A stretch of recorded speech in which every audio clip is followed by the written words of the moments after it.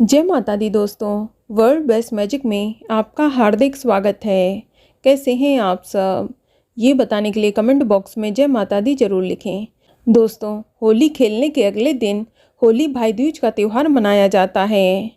जिस प्रकार दिवाली पर भाई को सभी प्रकार की मुसीबतों से बचाने के लिए तिलक किया जाता है, उसी प्रकार होली पर भी भाई की लंबी उम्र के लिए तिलक किया जाता है।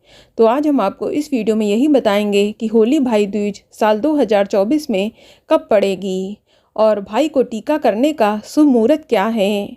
साथ ही हम आपको बताएंगे होली भाई दूज का क्या महत्व है और टीका की विधि क्या रहेगी। दोस्तों, होली भाई दूज चैत्र मास के कृष्ण पक्ष की द्वितीया तिथि को पड़ती है। ये भाई बहन के प्रेम का त्यौहार है।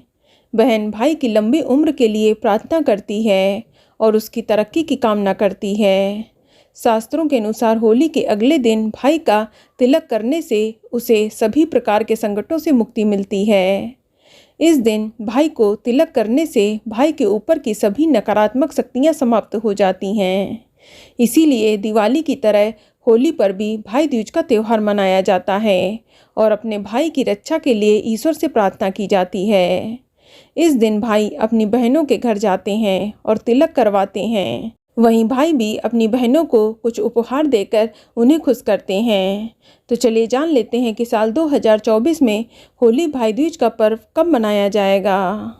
तो दोस्तों, होली भाई दूज का त्यौहार 27 मार्च 2024 दिन बुधवार को मनाई जाएगी और द्वितीया तिथि की शुरुआत 26 मार्च 2024 की दोपहर को 2:55 पर हो जाएगी और द्वितीया तिथि की समाप्ति 27 मार्च 2024 की दोपहर को 2:56 पर होगी।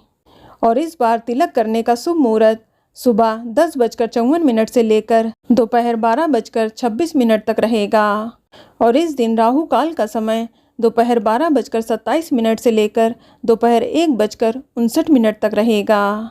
दोस्तों, भाई दूज के दिन बहनों को प्रातःकाल सुबह जल्दी उठकर स्नान करने के बाद घर के आंगन में पूजा करने के लिए थोड़ी सी जगह पर गोबर लीपकर आटे से चौक बनानी चाहिए और फिर उसके ऊपर एप्पन से दूज धरनी चाहिए। कुछ बहनें एप्पन से 7 बहनें और एक भाई की आकृति बनाती हैं। इसके साथ ही एक तरफ सांप, बिच्छू जैसी विपत्ति की चीज़ें बनाई जाती हैं और चूल्हा, चक्की, बेलन, पट्टा, सिलबट्टा और आसें यानी रुई की गांठी नुमा लंबी लंबी मोटी बत्तियां खोपने के लिए टीला वगैरह बनाया जाता है। ऐसी मान्यता है कि इन सब से घर में समृद्धि आती है और भाई बहन दिन दूनी रात चौगनी तरक्की करते हैं। इसके साथ ही इन आकृतियों से थोड़ी सी दूरी पर एक मिट्टी के दिए में थोड़ी सी मात्रा में राई, नमक, सूखी लाल मिर्च और भात कटैया के फूल और उसकी कांटे वाली पत्तियां या फिर बेल की कांटे वाली डाल भी ले सकते हैं, वह भी पास में रखें और इस दिए से सटाकर एप्पन से एक पुतला बनाकर रखा जाता है। साथ ही रुई की गांठी नुमा लंबी लंबी मोटी बत्तियां बनाई जाती हैं जिन्हें आसें कहा जाता है। ये भाइयों की संख्या के मुताबिक बनाई जाती हैं। जैसे अगर आपके एक भाई है तो एक आसें और 2 हैं या 2 से अधिक हैं तो उतनी संख्या में आसें तैयार करें।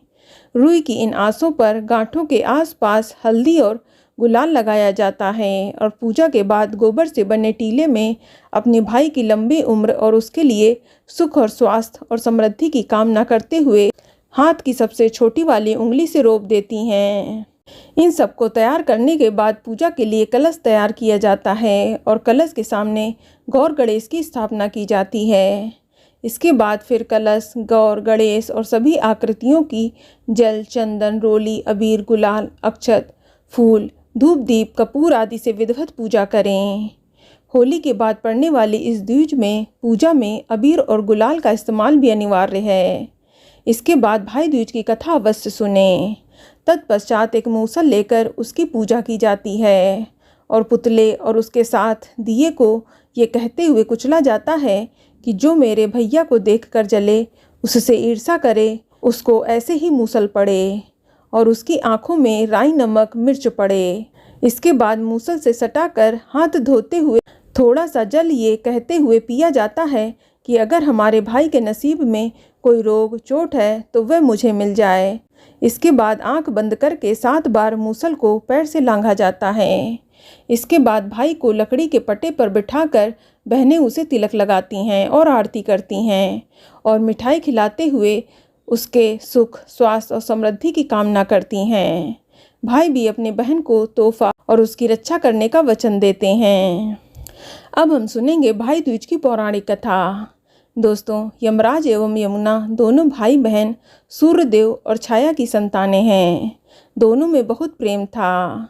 बहन हमेशा अपने भाई को मिलने बुलाती, लेकिन कार्य में अधिक व्यस्तता के कारण भाई बहन से मिलने नहीं जा पाता। एक दिन यमराज नदी के तट पर गया।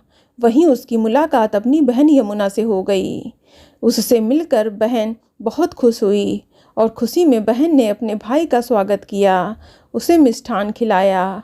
यमराज ने आशीर्वाद दिया कि इस दिन जो भी भाई अपनी विवाहित बहन के घर जाकर टीका कराएगा और भोजन करेगा, उसे अकाल मृत्यु का भय नहीं रहेगा। कहते हैं तभी से भाइयों का बहन के घर जाकर टीका कराने की परंपरा शुरू हो गई। तो दोस्तों, ये जानकारी आपको अच्छी लगी तो कमेंट में जय माता दी जरूर लिखें और अगर आपका कोई सवाल है तो उसे कमेंट बॉक्स में अवश्य पूछ लें और इस वीडियो को लाइक करें, शेयर करें और साथ ही साथ चैनल को सब्सक्राइब करें। धन्यवाद।